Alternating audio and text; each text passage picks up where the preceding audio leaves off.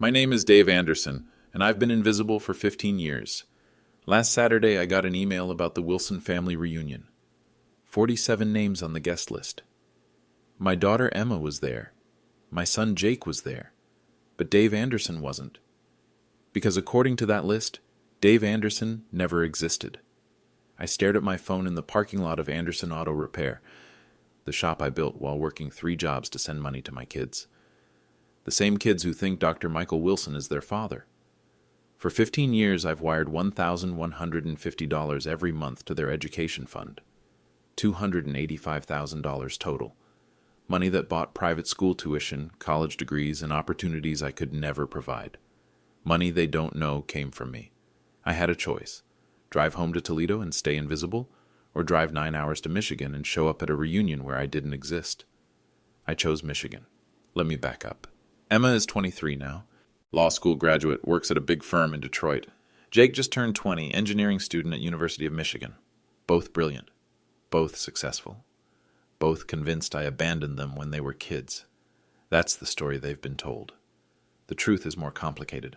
I opened Anderson Auto Repair in 2010 with a $15,000 loan and a dream of giving my family stability. Back then, it was just me, Sarah, and 2 little kids in a rented duplex on Maple Street. Sarah worked nights at the hospital. I worked days under car hoods. We weren't rich, but we were happy. Sarah used to bring the kids to the shop after school. Emma would sit in my office chair, spinning around while I changed oil. Jake would hand me tools, even though he was only 5 and half the wrenches were bigger than his hands. "Daddy, when I grow up, I want to fix cars too," he'd say. "You can be anything you want," I'd tell him. Anything at all. I meant it. The Wilson family lived in a different world. Linda Wilson was Sarah's older sister, successful lawyer, married to Dr. Michael Wilson, a cardiologist. They had the big house in Birmingham, the country club membership, the vacation home in Traverse City. When they visited our little shop, Michael would shake my hand with that careful grip rich people use when they're trying not to get dirty. Linda would smile and ask how the business was going, like she was talking to a child playing store. But Sarah loved them, and they loved her. The kids were fascinated by their aunt and uncle's lifestyle. Emma would come home from their house talking about the swimming pool, the 3-car garage, the housekeeper who made fresh cookies every day. "Uncle Michael has a Tesla," Jake announced one evening. "It drives itself." "That's nice," I said, looking up from the transmission I was rebuilding on our kitchen table. "He said maybe when I'm older he'll teach me to golf." Sarah caught my eye across the table. We both knew our kids were getting a taste of something we couldn't provide. I wasn't jealous. Not exactly. I was realistic. Every parent wants their children to have opportunities, better opportunities than they had.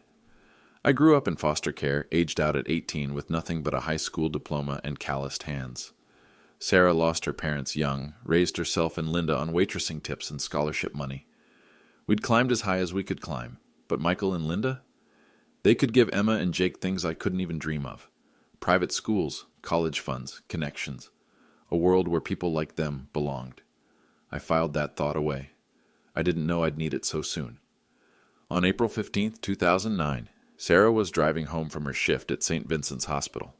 A drunk driver ran a red light at the intersection of Monroe and Cherry. Sarah's car flipped 3 times. She died instantly. The drunk driver walked away with scratches. That night, sitting in the hospital waiting room with 2 confused, crying children, I realized everything had changed. Not just because Sarah was gone, though that broke something in me that still hasn't healed, but because I was now solely responsible for 2 kids who deserved better than what a grieving mechanic could give them. Linda and Michael showed up at the hospital within an hour. Linda held Emma while she cried. Michael sat with Jake, quietly explaining what death meant in words a 7-year-old could understand. They were good people. They were also rich people. And sometimes, if you love someone enough, those 2 things become the same thing. The Michigan estate sprawled across 15 acres of perfectly manicured lawn. Iron gates, brick pillars, a circular driveway that could park 20 cars. This wasn't just wealth. It was generational wealth, the kind that builds wings on hospitals and names them after your family. I pulled my 2003 Ford up to the guard station. The security guard looked about my age, probably a former cop working private security to supplement his pension. He had the weathered face of someone who'd worked outside his whole life. He smiled when I rolled down the window. "Good afternoon, sir. Name?" "Dave Anderson." He consulted his clipboard, flipping through several pages. The smile faded. "I'm sorry, sir, I don't see an Anderson on the guest list." "Try David Anderson." More flipping. "No David Anderson either. There must be some mistake. This is the Wilson family reunion, right? Emma and Jake Wilson are my kids." The guard's expression shifted. Not hostile, but careful. "Hold on. Let me call up to the house." He stepped into the guard station and picked up a phone. Through the glass, I could see him talking, nodding, looking back at me through the window.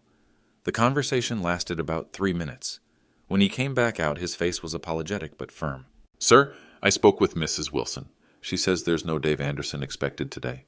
The Wilson children's father is Dr. Michael Wilson." The words hit me like a punch to the gut. "I'm their biological father," I said. "I drove 9 hours from Toledo." "I understand, sir, and I'm sorry for the confusion, but I have my instructions. I can't admit anyone who isn't on the authorized list." Behind the gates, I could see cars parked along the circular drive. A BMW, 2 Mercedes, a Lexus SUV. Probably 40 or 50 people were already there, celebrating 15 years of Wilson family success. Success that included my children. Children who'd been erased from their own history. "Could you call again?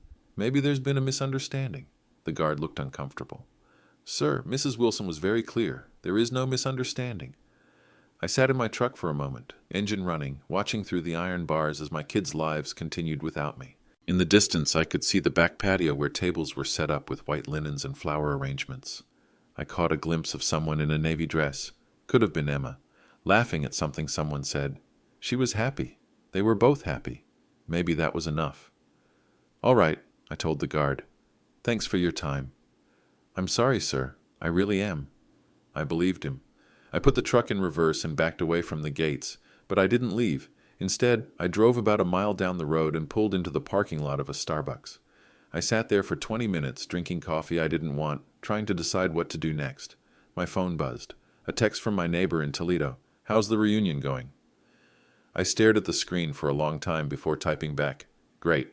Another lie to add to the collection." The truth was, I had $300 in my checking account, a half tank of gas, and no plan.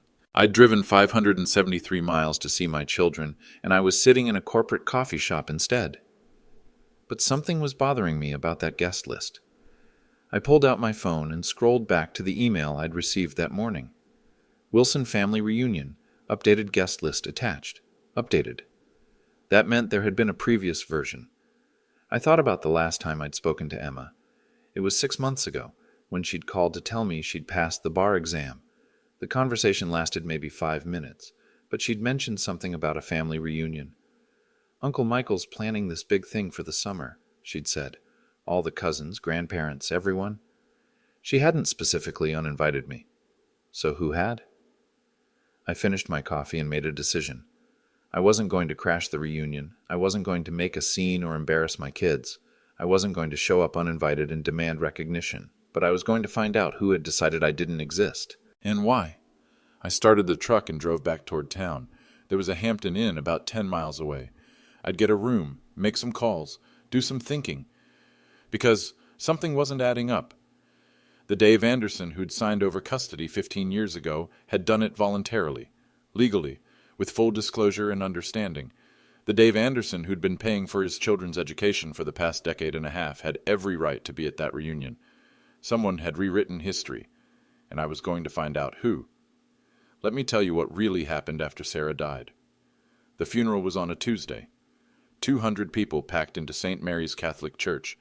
Sarah's coworkers, neighbors, families from the kids' school, customers from the shop. Linda and Michael sat in the front pew with Emma and Jake, fielding condolences and handling arrangements. I sat behind them, numb and useless. After the service, while people gathered at the church hall for sandwiches and coffee, Linda pulled me aside. "David, we need to talk." We found a quiet corner near the kitchen. "The kids," she said. "We need to think about what's best for them." "They're staying with me," I said. "I'm their father." "Of course. But David, honestly, look at your situation. You're running a small business that barely breaks even. You're working 60 hours a week. The kids will be alone every day after school, every evening, every weekend you're trying to catch up." She wasn't wrong. "Sarah helped," Linda continued. "She was there when they got home from school. She helped with homework, made dinner, kept the household running. Without her..." I'll figure it out. With what money? Daycare for Jake costs more than you probably make in a month. Emma needs tutoring in math. They both need clothes, food, medical care, activities. College isn't that far away. I'd been thinking the same things, but hearing them out loud made them real. What are you suggesting? Michael and I could help, temporarily, until you get back on your feet. Help how? Linda took a breath. The kids could stay with us during the week. You'd have them on weekends. They'd go to Birmingham Academy. It's one of the best private schools in the state. Michael has connections at University of Michigan. We could set up college funds. You want to take my children? We want to help your children. There's a difference. I looked across the room at Emma and Jake. They were sitting at a table with some cousins, picking at plates of food they weren't eating. They looked lost. They just lost their mother, I said. Exactly. They need stability, structure, security. They need their father. David, be honest. What can you give them that we can't? The question haunted me for weeks. I tried to make it work. I really did. I hired Mrs. Patterson from down the street to watch the kids after school. $50 a day I didn't have. Jake started having nightmares, crying for Sarah every night. Emma's grades dropped from A's to C's. She stopped talking to me, just nodded when I asked about her day. The shop was struggling too. Without Sarah's hospital income, I couldn't keep up with basic expenses. I was 3 months behind on rent, 2 months behind on the truck payment. One evening in June, I was rebuilding an engine in the garage behind our house while the kids watched TV inside. Jake came out around 9 o'clock. Dad? Yeah, buddy. Emma's crying again. I set down my wrench and went inside. Emma was on the couch, homework spread across the coffee table, tears streaming down her face. What's wrong, sweetheart? I can't do this math. Mom always helped me with math. I sat down next to her and looked at the worksheet. Pre-algebra, stuff I'd never learned. Let me see if I can figure it out. We spent an hour on 3 problems. I got 2 of them wrong. It's okay, Dad, Emma said. I'll ask Mrs. Patterson tomorrow. But Mrs. Patterson was 68 years old and hadn't done algebra since the Kennedy administration. That weekend, Linda called. How are they doing? Fine, I lied. David, Emma called me yesterday. She said she's having trouble with her homework. My stomach dropped. She what? She asked if I could help her with math. I told her to ask you first, but what? But she said you didn't know how to do it either. The shame was instant and complete. The offer still stands, Linda said gently. They could stay with us during the week. Birmingham Academy has tutoring programs, study groups, everything they need. You'd still see them every weekend. I need to think about it. Of course. But David, think about what they need, not what you want. I hung up and looked around our little house, the leaky faucet I couldn't afford to fix, the carpet stained from Jake's spilled juice boxes, the stack of unpaid bills on the kitchen counter. Then I thought about Linda and Michael's house, the quiet study where homework got done, the housekeeper who made fresh cookies, the swimming pool where kids could be kids instead of worrying about whether Dad could pay the electric bill. I thought about Emma's math homework. I thought about Jake's nightmares. I thought about Sarah and what she would want for our children. The decision took 3 more weeks. In July, I sat Emma and Jake down at our kitchen table and explained that they were going to live with Aunt Linda and Uncle Michael during the school year. Just for a little while, I said, while Dad gets the business running better. But we'll still see you? Emma asked. Every weekend, every holiday, every summer. Promise. I promise. Jake started crying. I don't want to leave. It's going to be good, I told him. You'll like Birmingham Academy. They have a really good science lab. What I didn't tell them was that I'd also agreed to let Linda and Michael adopt them legally, for their college applications, for their future, for opportunities that came with the Wilson name instead of the Anderson name. Linda had explained it gently. It's just paperwork, David. It doesn't change anything between you and the kids, but it opens doors, scholarships, connections, legacy admissions. Michael's father went to University of Michigan. His grandfather, too. That matters. I signed the papers on a Friday afternoon in August. That night, I sat in my empty house and cried for the first time since Sarah's funeral, but I didn't regret it. Not then. The Hampton Inn room smelled like industrial carpet cleaner and other people's regrets. I sat on the edge of the bed with my laptop open, staring at the Wilson Family Law website. Linda's professional headshot smiled back at me. Confident, successful, everything I'd never been. The About page listed her accomplishments. Michigan State Bar Association, Birmingham Chamber of Commerce, volunteer coordinator for several charities. At the bottom, a personal note. Linda is married to Dr. Michael Wilson and is proud mother to Emma and Jake Wilson. Proud mother. I closed the laptop. Outside my window, I could see the estate in the distance. Lights were on all over the property. The reunion was in full swing. My phone rang. Unknown number. Hello? Mr. Anderson? This is Tom Rodriguez from First National Bank in Toledo. I'm calling about your business account. My stomach tightened. What about it? Sir, there's been some unusual activity. Large transfers going out over the past several years. Our fraud department flagged it for review. What kind of transfers? Monthly wire transfers. $1,500 every month for the past, let me see, 178 months. Almost 15 years. Always to the same account. That's not fraud, I said. Those are payments I authorized. Sir, these transfers total over $260,000 from a business account that typically maintains a balance under $5,000. How were you able to make these payments? I hadn't thought about it from the bank's perspective. I worked extra jobs, cash work, and deposited the cash before each transfer? Yes.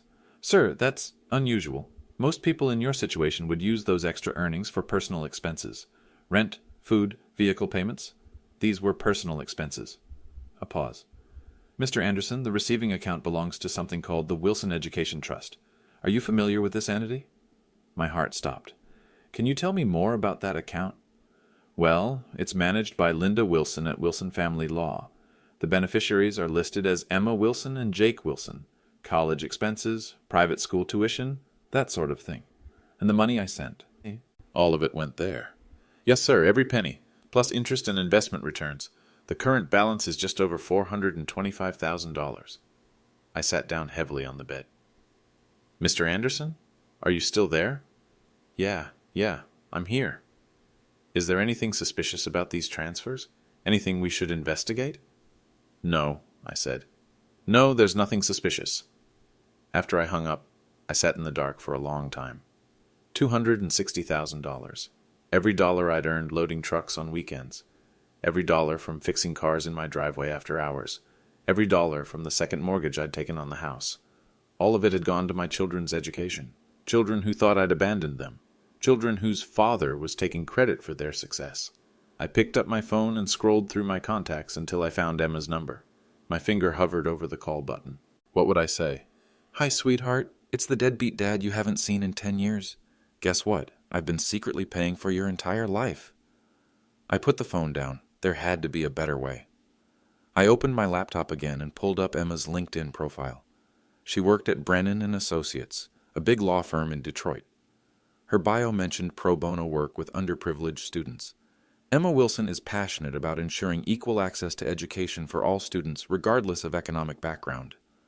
Ironic.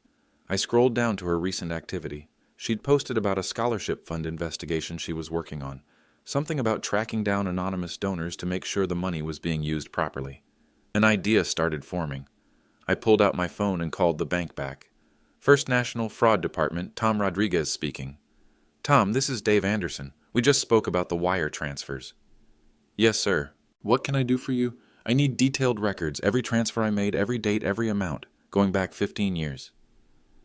That's a lot of paperwork, sir. I'll pay for it. May I ask why you need this information? I looked out the window toward the estate lights. I think it's time my kids learned where their education money really came from. The bank records arrived by email Tuesday morning. 178 pages of wire transfer confirmations, each one documenting another month of sacrifice. November 2009, $1,150. December 2009, $1,150. January 2010, $1,150, every month for 15 years. The routing number was always the same, Wilson Education Trust, managed by Linda Wilson, attorney at law. I printed every page. Then I drove to Detroit. Brennan and Associates occupied 3 floors of a glass tower downtown. The kind of building where people like Emma belonged, where they wore suits that cost more than I made in a month and solved problems with PowerPoint presentations instead of socket wrenches. The receptionist was polite but professional. I'm here to see Emma Wilson. Do you have an appointment? No, But tell her it's about the anonymous scholarship investigation she's working on. And you are? Dave Anderson. I have information about a Wilson Education Trust. The receptionist made a call. 30 seconds later, she hung up. Miss Wilson will see you. 32nd floor, conference room B. The elevator ride felt like the longest 90 seconds of my life. Emma was waiting in the conference room, and for a moment I forgot how to breathe. She looked exactly like Sarah at 23. Same dark hair, same serious expression when she was concentrating.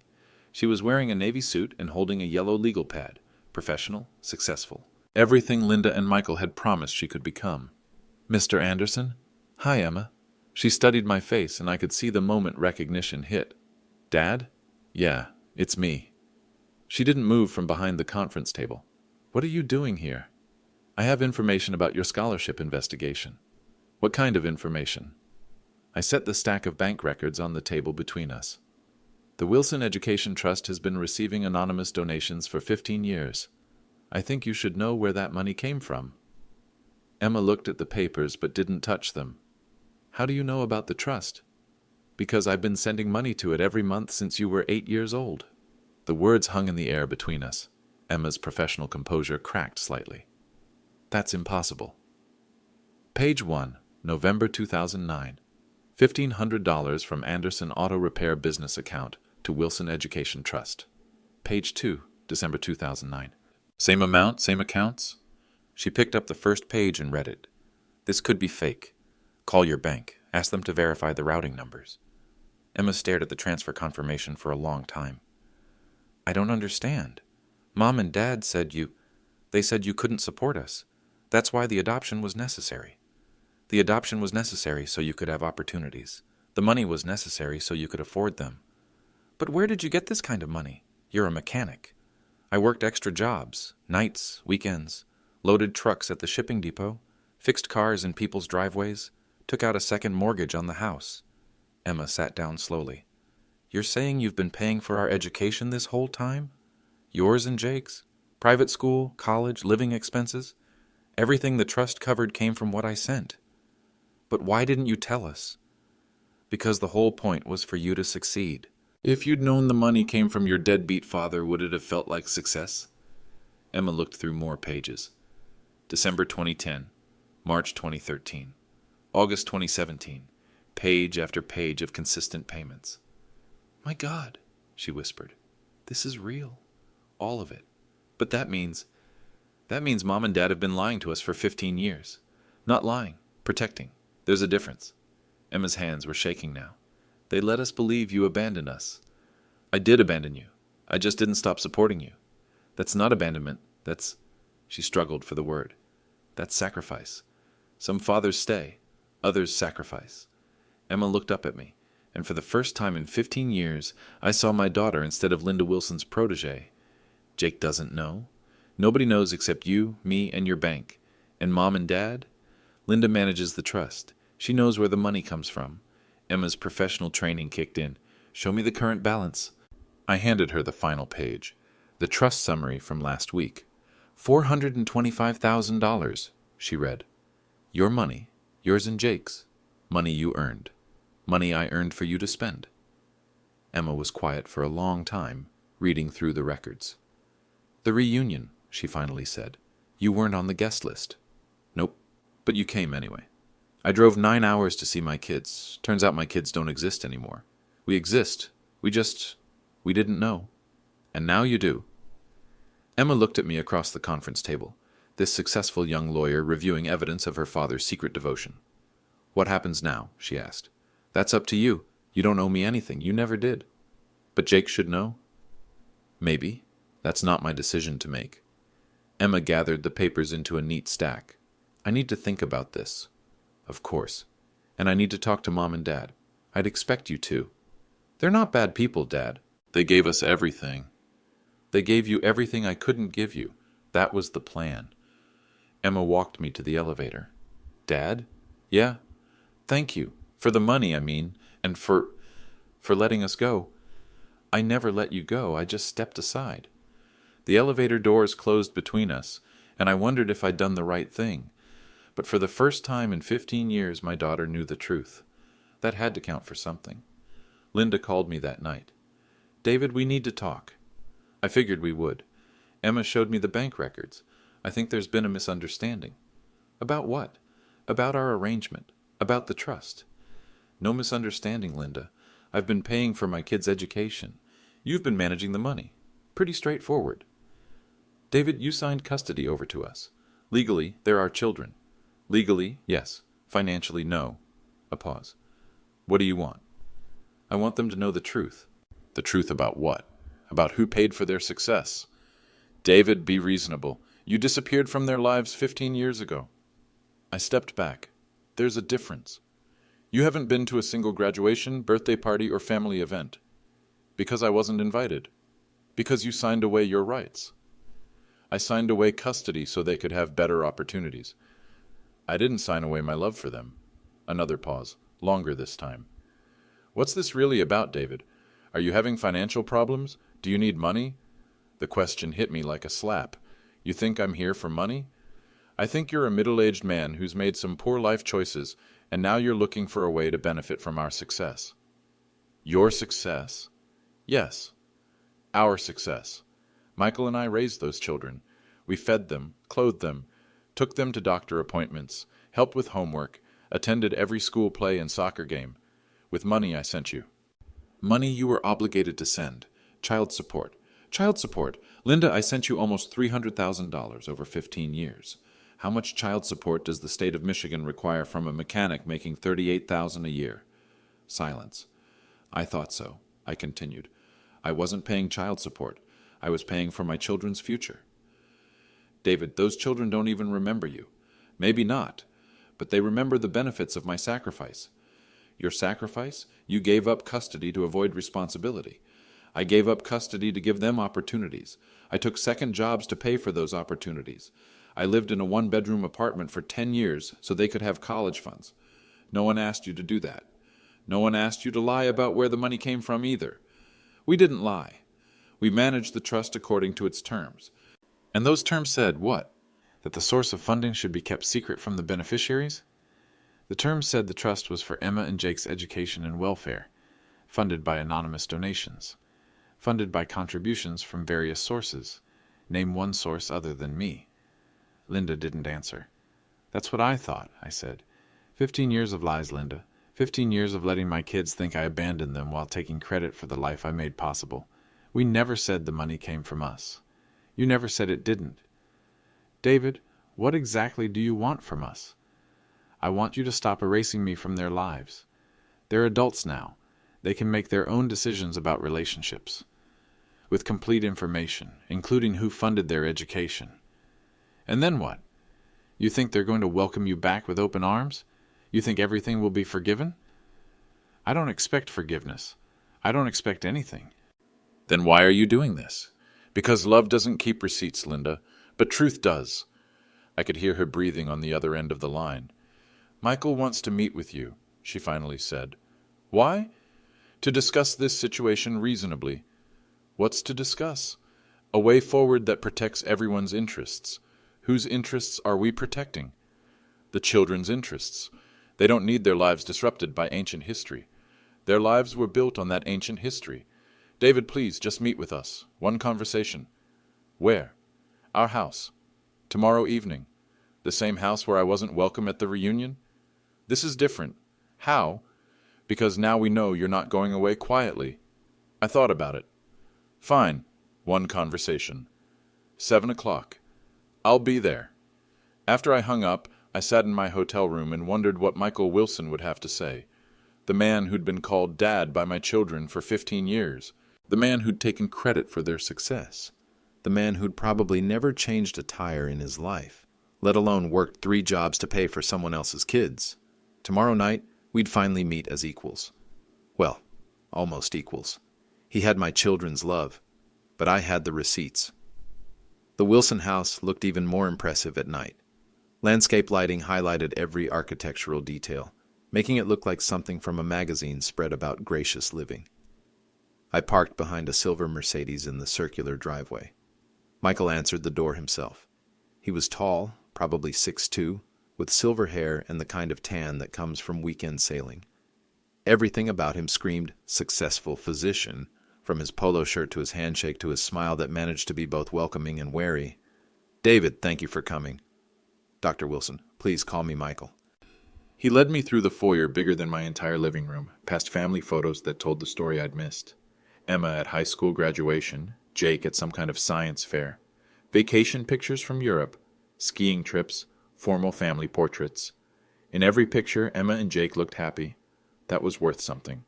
Linda was waiting in the study, a book-lined room with leather chairs and the smell of expensive scotch. She looked nervous.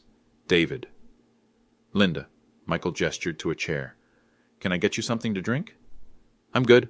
We sat in a triangle like negotiators in a hostage situation. "David," Michael began, "Linda told me about your contribution to the Children's Education Fund."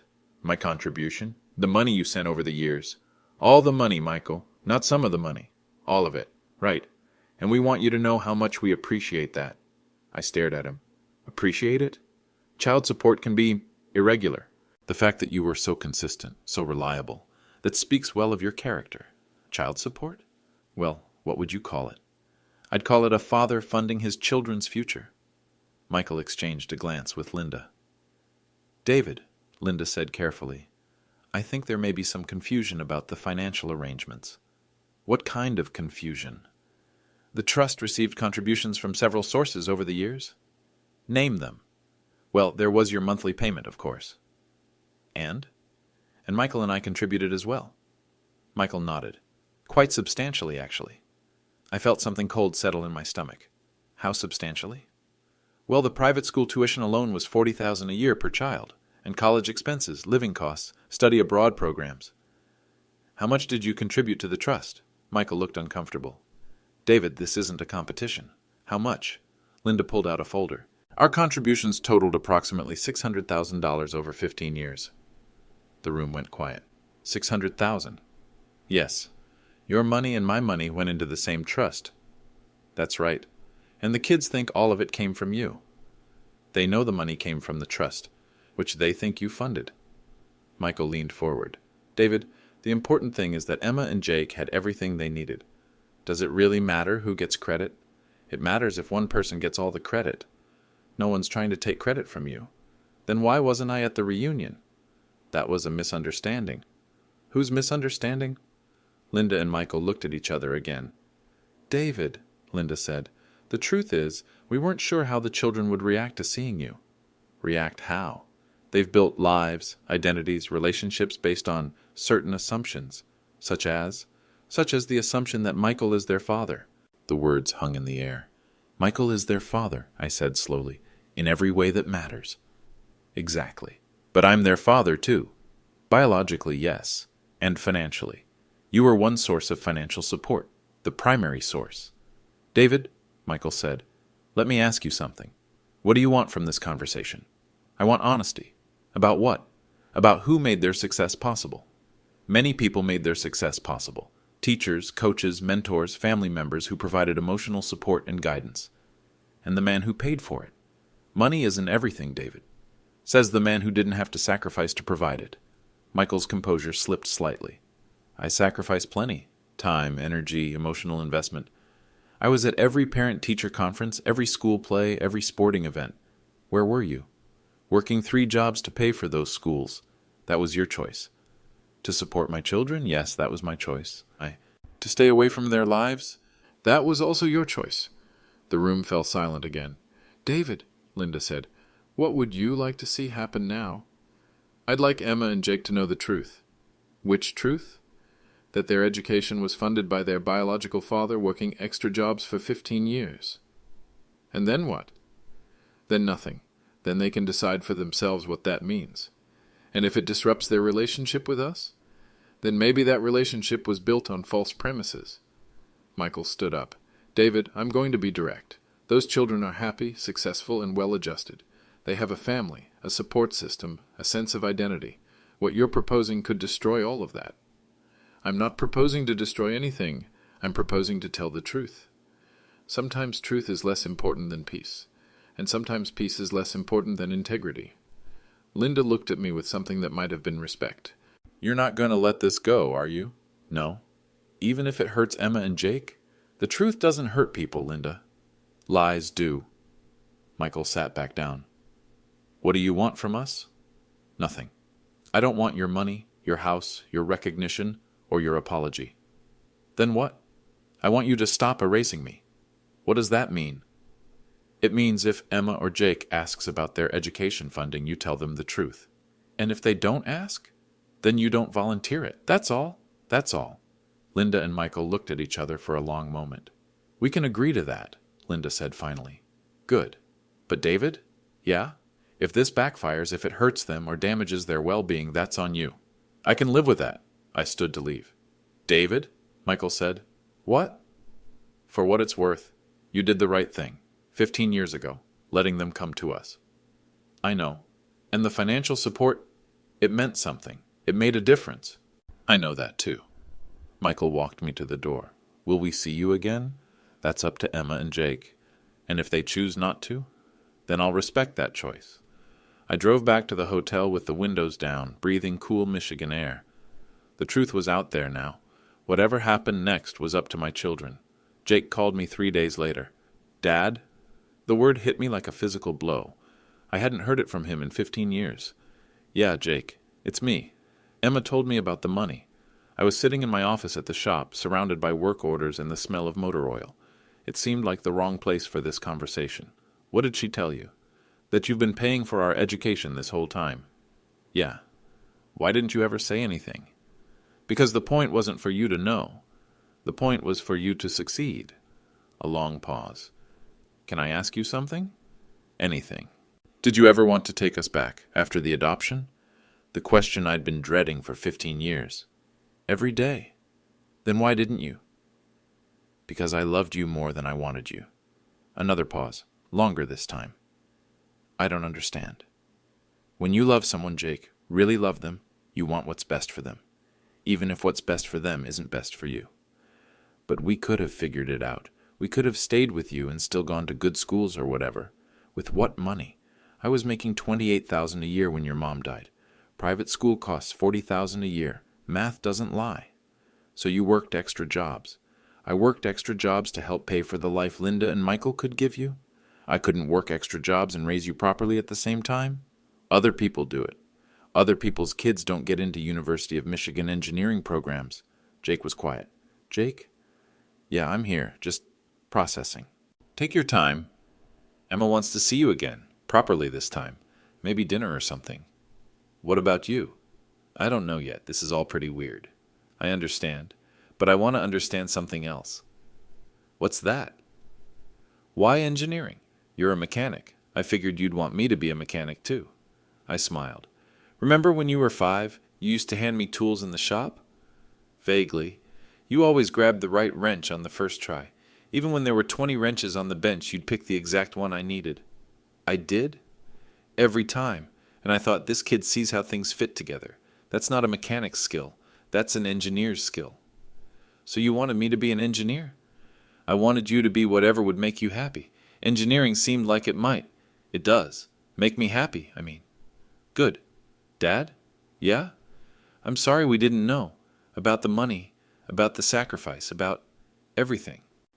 You don't have anything to be sorry for, Jake. You were kids. You believed what the adults told you. But we should have known. We should have figured it out. How? You were 8 years old when you went to live with Linda and Michael. What 8-year-old questions where education money comes from? I guess. Jake, listen to me. You and Emma have nothing to feel guilty about. You were children who needed stability and opportunity. You got both. That's all I ever wanted. But what about what you wanted? What about your life? You were my life, both of you. But you were alone. I was alone so you wouldn't have to be. Jake started crying, not sobbing, just quiet tears I could hear through the phone. I wish we'd known, he said. I wish we'd known you were still taking care of us. I never stopped taking care of you. I just did it from a distance. That must have been really hard. Some things are worth being hard for. Dad? Yeah? Can I come see you, not for dinner or anything formal, just to see where you live, where you work, to see who you really are? You can come see me anytime you want. This weekend, I'll be here. Will you show me around the shop? Teach me some mechanic stuff? if you want. I want to understand where I came from. Before Linda and Michael, before the big house and private schools, I want to understand who my father is. I'm not that interesting, Jake. Maybe not, but you're my dad. After we hung up, I sat in my office for a long time, looking at the framed picture on my desk. Emma and Jake at ages 6 and 4, covered in grease from helping me change the oil in Sarah's car. They were smiling. They were happy. They were mine. For 15 years, I'd carried the weight of loving children who didn't know I existed. Now they knew. And somehow, that changed everything. I picked up the phone and called Emma. "Hi, Dad." "Hi, sweetheart." Jake called. "I figured he would. He wants to visit this weekend." "Good. He needs to see who you are." "What about you?" "I know who you are. I've known since Tuesday." And I'm proud to be your daughter." The words broke something loose in my chest that had been locked up for 15 years. "Thank you," I whispered. "No, Dad. Thank you." "For what?" "For loving us enough to let us go." "I never let you go, Emma." "I know. That's what makes it love." 6 months later, Jake transferred to University of Toledo. "I want to be closer," he said. "I want to learn about cars." Emma stayed in Detroit, but she calls every Sunday. She's dating a public defender now, someone who understands that success isn't always measured in dollars. Linda and Michael weren't happy about Jake's transfer. They thought he was throwing away opportunities. But they didn't fight it. Maybe they realized that some opportunities can't be bought. The Wilson Education Trust still exists. Emma and Jake decided to use the remaining funds to create scholarships for kids whose parents work multiple jobs to pay for their education. Anonymous scholarships. They understand the value of quiet sacrifice now. I still run Anderson Auto Repair, still fix cars, still work long hours, still live in the same small house. But now I have dinner with my kids once a week. Jake comes to the shop on Saturdays, learning to diagnose engine problems and replace brake pads. "You know," he said last weekend, "engineering and mechanics aren't that different. Both are about understanding how things work." "And fixing them when they break," I added. "Yeah, fixing them when they break." Emma brought her boyfriend to meet me last month. Nice kid. Wants to help people who can't afford good lawyers. Reminds me of someone who once wanted to help kids who couldn't afford good opportunities. "He's not rich," Emma told me privately. "Good," I said. "Rich people don't understand sacrifice." "Is that why you never remarried? Because you were sacrificing for us?" "No, I never remarried because no one could replace your mother." "But now?" "Now I'm old enough to know that some things don't need replacing. They just need honoring. The truth is, I'm happier now than I've been in 15 years. Not because my kids know about the money. That was never the point. I'm happy because they know about the love. Love that asks for nothing. Love that sacrifices quietly. Love that measures success, not in recognition, but in the happiness of people who matter more than your own life. That's what real love looks like. It doesn't keep receipts, but sometimes receipts find their way home anyway. If this story moved you, think about the quiet heroes in your own life. The people who sacrifice without asking for credit. The people who love you enough to step aside when stepping aside serves you better than staying. Thank them. Not because they need recognition, but because love should never go unwitnessed. Some fathers stay, others sacrifice. Both are love, both matter, both deserve to be remembered.